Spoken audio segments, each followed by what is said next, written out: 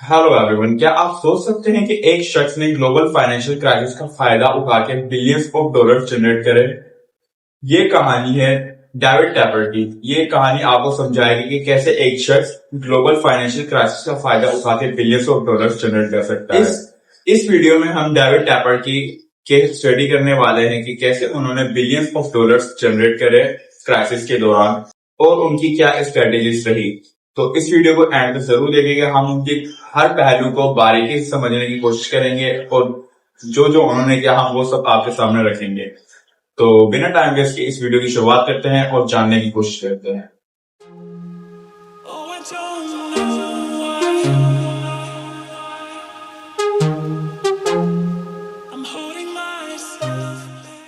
David tapper 1957 में Pennsylvania में पैदा हुए। डेविड टैपर एक मिडिल क्लास फैमिली में पैदा हुए थे जिनका ताल्लुक पिट्सबर्ग पेंसिल्वेनिया से था।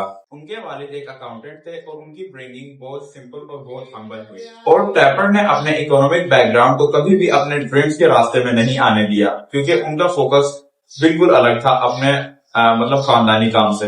डेविड को बचपन से ही इकोनॉमिक्स और मैथ्स में बहुत ही इंटरेस्ट था और उन्होंने यूनिवर्सिटी ऑफ पिट्सबर्ग से इकोनॉमिक्स की डिग्री हासिल करी। ये एजुकेशन उनके फ्यूचर के फाइनेंशियल डिसीजन के लिए फाउंडेशन साबित हुई। और टैपर ने अपनी एमबीए की डिग्री कार्नेगी मेलन यूनिवर्सिटी से हासिल करी। ये यूनिवर्सिटी उनकी कैरियर की रफ्तार को ड्रामेटिकली तब्दील करने में बहुत अहम किरदार इसने निभाया अपना। उनका एमबीए उनके थ्योरेटिकल नॉलेज को प्रैक्टिकल इन्वेस्टिंग स्किल्स में तब्दील करने के जरिए बना। टैपर ने अपने कैरियर की शुरुआत स्टैंडर्ड ऑयल कंपनी के एनालिस्ट के तौर पर की। उनकी जॉब ने उनको फाइनेंशियल एनालाइज और मार्केट के ट्रेंड्स को समझने में काफी मदद दी। लेकिन ये अभी शुरुआत थी। उनका नेक्स्ट स्टेप उनकी पूरी लाइफ को ही तब्दील करने जा रहा था। टैपर ने उस वक्त का एक बड़ा नाम सैलोमन ब्रदर्स को ज्वाइन कर लिया था जहां उन्होंने हाई यील्ड बॉन्ड्स की फील्ड में काम किया। ये उनका डी स्ट्रेस्ड और उन्हें रिस्की इन्वेस्टमेंट के बारे में वैल्यूएबल इंसाइट्स मिली। ये एक्सपीरियंस उनके फ्यूचर के लिए बहुत ही वैल्यूएबल साबित हुआ जो फ्यूचर में एपोलोसा मैनेजमेंट को इस्टेब्लिश करने में काफी मददगार साबित हुआ। 1993 में डेविड ने अपना हैश फंड लॉन्च किया। उसका नाम एपोलोसा मैनेजमेंट था।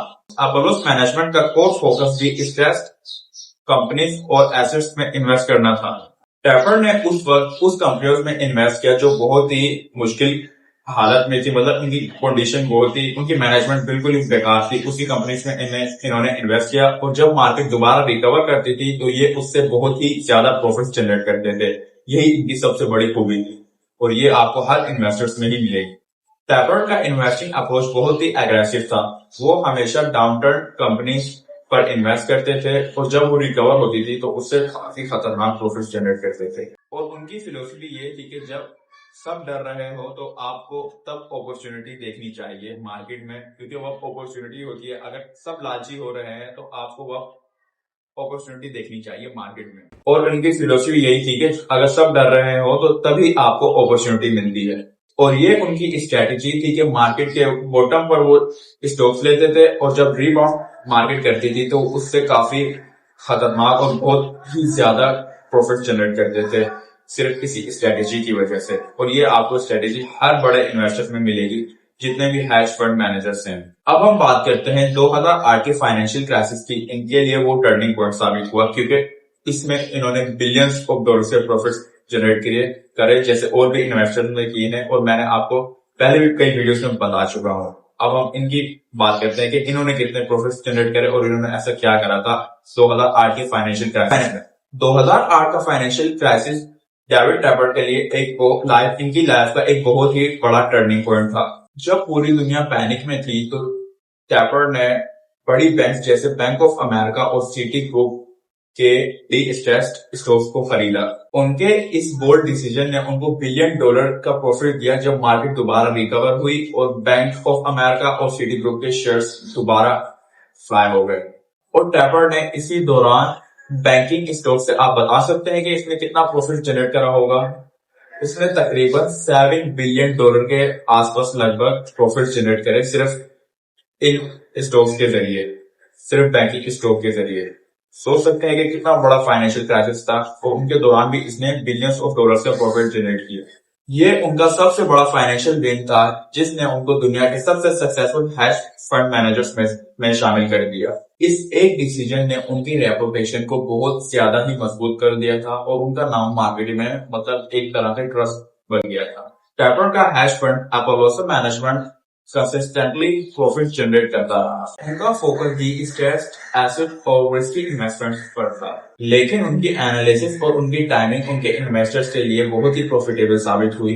हैश फंड ने कई इकोनॉमिक डाउन टर्न के बावजूद भी अपने इन्वेस्टर्स को बहुत ही अच्छा प्रॉफिट जनरेट करके दिए उस टाइम। डेविड ने सिर्फ पैसा और वेल्थ ही नहीं कमाई, बल्कि उन्होंने अपनी वेल्थ का एक बड़ा हिस्सा चैरिटी और फिलैंथ्रोपी में भी इन्वेस्ट किया है।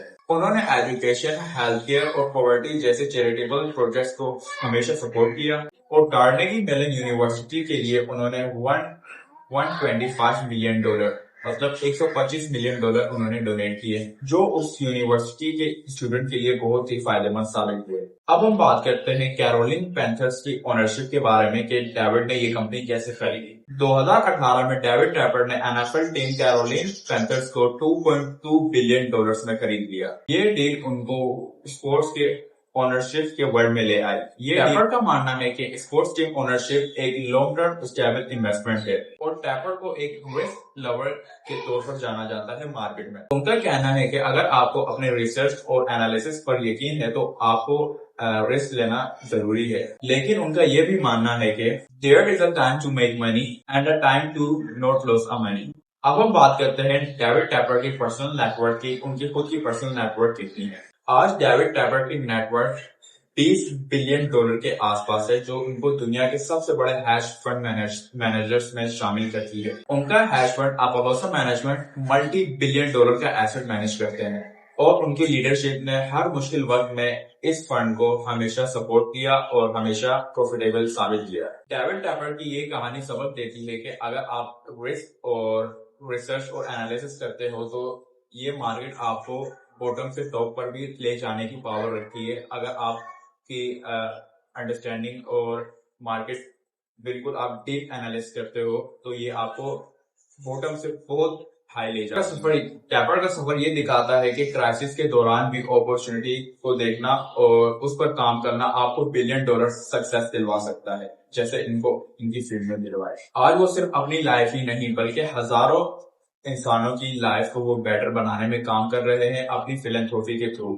तो दोस्तों ये थी डेविड टैपर की कहानी। उम्मीद करता हूँ कि इस कहानी से आपको बहुत इंफॉर्मेशन मिली होगी और आज की ये वीडियो बहुत ही इंफॉर्मेटिव साबित हुई होगी आपके लिए।